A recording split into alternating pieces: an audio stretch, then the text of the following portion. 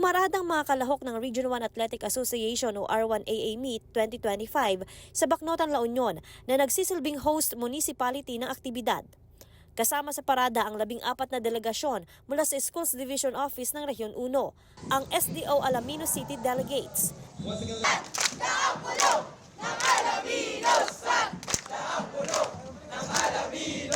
SDO Batak City,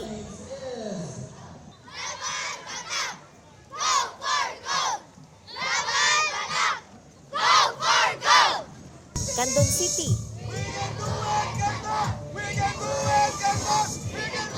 Ladies and gentlemen, Dagupan City,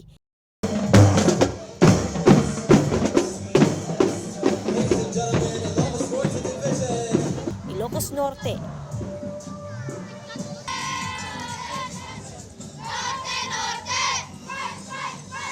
Ilocos Sur, Lawag City, Pangasinan 1,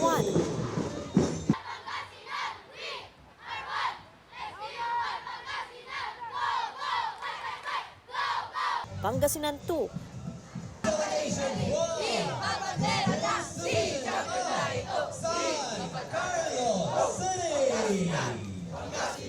San Carlos City,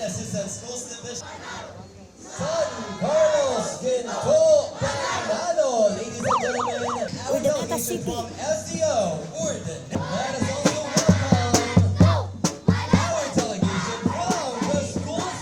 Vigan City,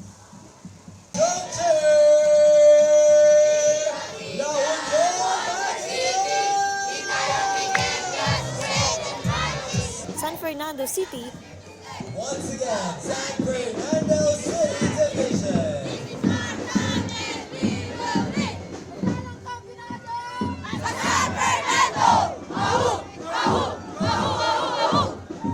at Schools Division Office ng La Union. Joining with us is the Schools Division.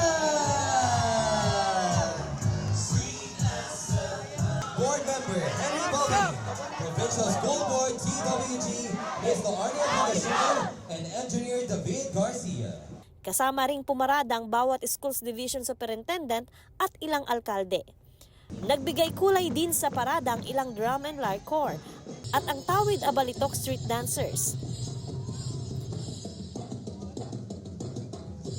Dumalo rin ang ilang gobernador ng bawat probinsya bilang suporta sa mga manlalaro at kanilang mga paaralan. Mainit ang naging pagtanggap ng Bacnotan LGU sa mga delegado. Friends and guests, treat Bacnotan as your second home, and I hope you also take good care of our town like your own homes. Sa atin pong mga atleta at dedicated coaches, kayo po ang tunay na bida sa ating event na ito. And whether you win or learn, yes po, win or learn. Wala po kasing talo rito. So, it's just win or learn, no lose. Panalo na po tayong lahat na napiling magrepresenta ng ating mga dibisyon at syempre para sa darating na palarong pambansa. Isinagawa ang torch lighting ceremony. Nagkaroon ng flag hoisting ng bawat kinatawan ng SDO.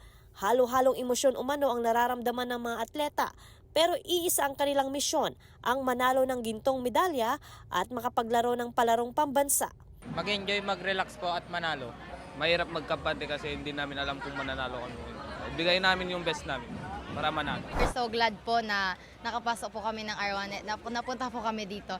And super thankful din po at the same time kasi yung suporta po ng delegation namin is nandyan po lagi at hindi po sila nawawala sa tabi namin.